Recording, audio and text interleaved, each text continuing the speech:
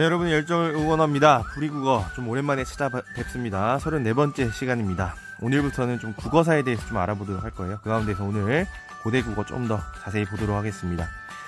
제일 먼저 국어사, 우리말의 역사라고 하겠죠. 시대별로 어떻게 구분하는지에 대해서 좀 이야기를 나눠보고 고대국어에서 가장 중요한 향찰의 의의에 대해서 살펴보도록 하겠습니다.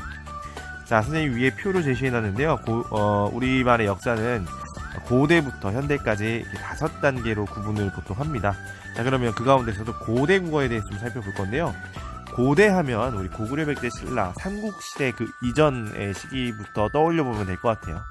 고구려 백제 신라 각각 수도가 어느 지역에 있는지 여러분 압니까? 고구려는 현재 평양입니다. 그전에는 위에 국내성이 있던 시기도 있었습니다만은 평양 떠올리면 될 것 같아요. 백제는 한성 백제 시기도 있었고 웅진 백제 시기도 있었습니다만은 어쨌든 우리 중부지방 부여 선생님이 가져왔습니다. 신라는 여러분 수도가 경주였죠. 자, 오늘날의 표준어라고 말하는 것은 서울말을 우리가 표준어라고 하잖아요. 각각 지금 고구려 백제 신라는 서울이 달랐어요. 수도가 달랐습니다. 그렇다면 언어도 어땠을까요? 서로 언어의 중심지 또한 달랐을 거라는 거죠. 얼마나 달랐는지는 우리가 확인할 수는 없습니다만은 방언 그 이상일 겁니다. 지금처럼 교통이 편리하지 않을 때였으니까요. 더 서로의 언어가 달랐을 가능성이 높습니다. 그것을 보여주는 영화가 있어요. 황산벌이라는 영화가 있는데 이 영화에서는 보면 백제인은 전라도 사투리를 쓰고요.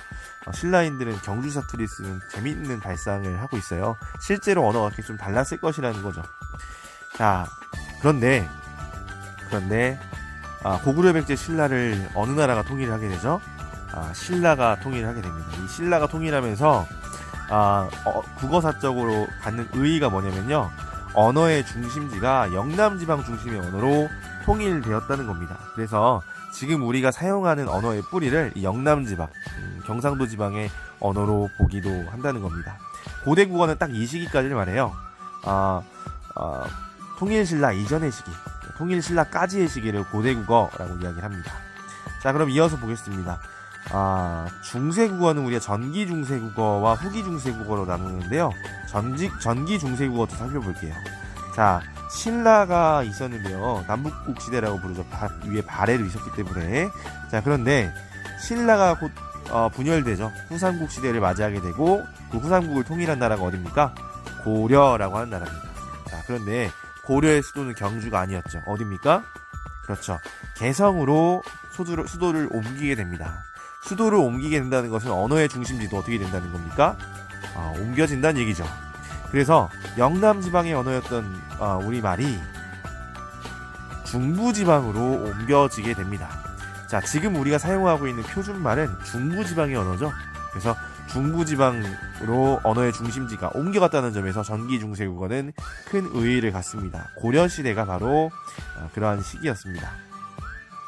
자, 그런데 곧 이어서 새로운 나라가 500년 뒤죠. 곧 이어서라고 말하기 좀 그렇습니다만은 한 500년 뒤에 새로운 나라 조선이 건국됩니다. 자, 고려의 수도는 개경이었고요. 개성이었죠. 그럼 조선의 수도는 서울입니다. 근데 개경과 서울은요 그렇게 멀지 않아요. 그래서 언어의 차이가 거의 나지 않았을 겁니다. 그렇죠? 그래서 언어의 중심지 이동으로 시대를 후기중세국어와 전기중세국어를 구분하는 것은 무의미하고요. 여전히 중부 언어의 중심이지만 새로운 발명품이 나타납니다. 새로운 것이 발명되죠. 그게 바로 뭐냐면 왼쪽 그림으로 제시되어 있는 그렇습니다. 훈민정음입니다. 자, 후기 중세국어는 굉장히 중요한 시기인데요. 우리가 우리의 말을 우리의 글로 표기를 하게 되었다는 겁니다. 그래서 후기 중세국어 시기는 훈민정음 창제 이후의 시기를 말하고요. 우리의 말, 그 당시에 문헌이 남아있는 최초의 시기이기 때문에 후기 중세국어가 여러분 수능이나 이런 여타 시험에 가장 많이 출제가 돼요. 국어사에 대해서 물어볼 때는 이 후기 중세국어의 출제 빈도가 가장 높다는 점 여러분 알아둬야 되겠습니다. 훈민정음에 대해서 잘 알아둬야겠죠? 자, 그럼 근대국어 알아볼게요. 근대국어 시기는요.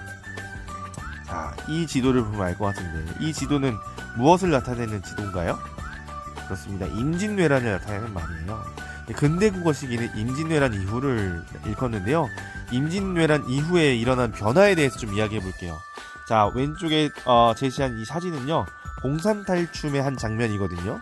봉산탈춤 왜 보여줬냐?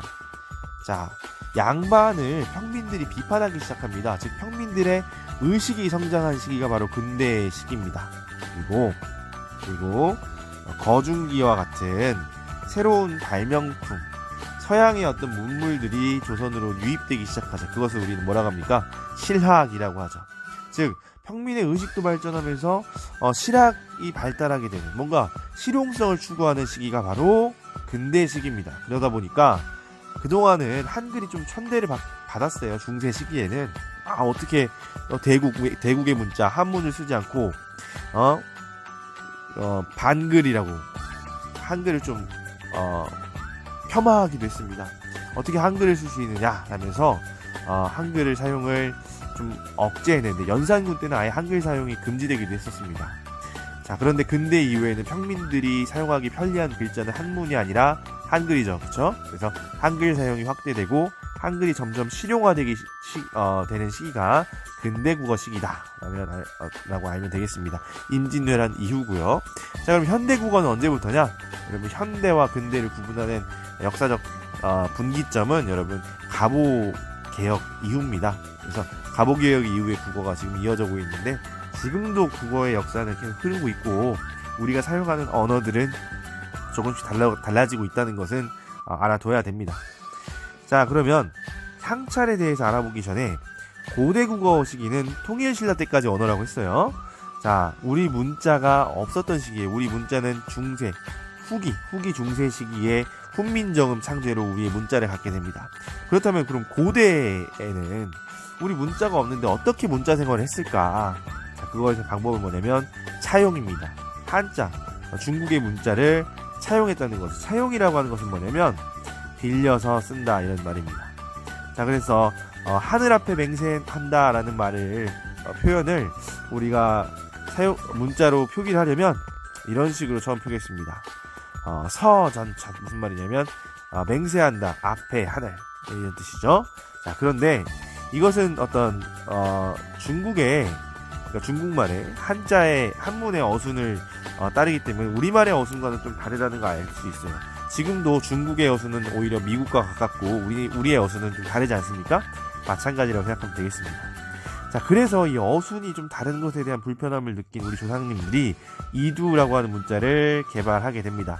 이두는 별게 아니고요, 천전서로 바꾸면 돼요. 무슨 말이냐면 하늘 앞에 맹세한다의 순서로 만들어주는 거예요. 즉 우리말의 어순을 표기하게 되는 겁니다. 그런데 여기에 또 한계점이 뭐냐면요, 우리말에 굉장히 많은 조사와 어미가 없어요. 하늘 앞에 빼야 되겠네요. 하늘 앞 맹세한다처럼 조사나 어미가 지금 제대로 갖춰져 있지 않다는 겁니다. 그래서 나온 표기가 바로 뭐냐면 향찰 표기입니다. 자, 조사와 어미를 표기하게 되는데요. 자, 생사로운, 이거 우리 제망매가의 첫 구절에 나오는 내용입니다. 생사로운. 자, 이 말은 살고 죽는 길은, 이런 뜻이에요.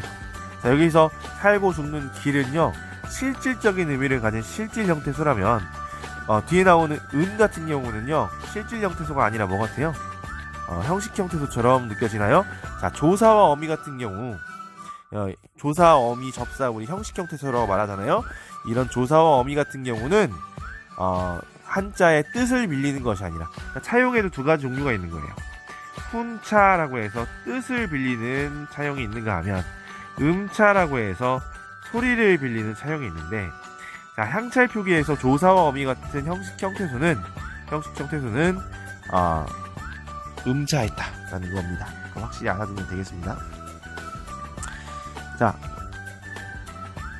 후기 이두와 향찰은 굉장히 유사하기 때문에 둘을 구분하기가 어려운 부분이 좀 있는데요. 하지만 향찰 같은 경우는 향가를 표기하기 위한 목적으로 많이 쓰였다는 점에서 이두와 좀 구분을 할 수 있을 것 같고요.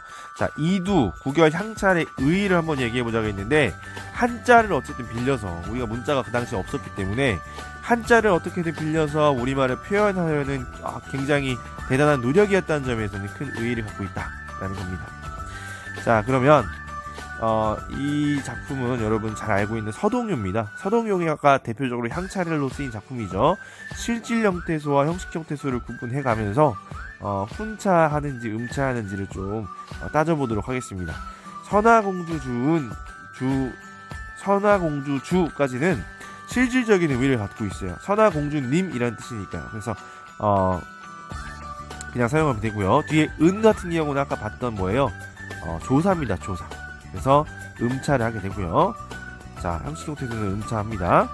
자, 탐일지, 탐일 이건 뭐냐면 남 몰래 실질 형태소니까 뜻을 그대로 빌렸죠. 지 같은 경우는 뭐냐면 뭐뭐지 지금 현대국어에서 사용하는 어미죠.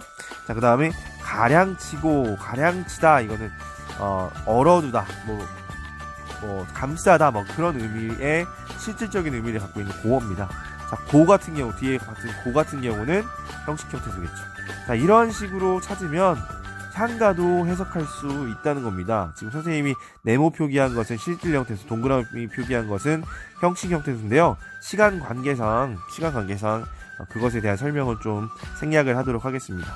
자, 중요한 것은 향차례에서 뜻을 지닌 부분은 실질 형태소를 사용했지만 뜻을 지닌 부분은 훈차를 사용했지만 뜻을 지니지 않고 있는 형식 형태소 같은 경우는 음차를 통해서 한자를 차용했다 라는 거 여러분이 명심을 해두면 좋겠습니다. 이렇게 해서 우리말의 역사에 대한 간단한 시대 구분을 알아봤고요. 고대 국어 그 가운데서 향차례 의의를 살펴보았습니다. 자, 아마 큰 질문거리는 없을 거라고 생각합니다. 다음 시간부터는 훈민정음에 대해서 알아볼 건데요. 다음 시간에야말로 정말 집중해야 되니까요. 다음 시간을 향해서 열심히 나아가 보도록 하겠습니다. 자, 오늘도 고생 많았습니다. 여러분의 열정을 응원합니다.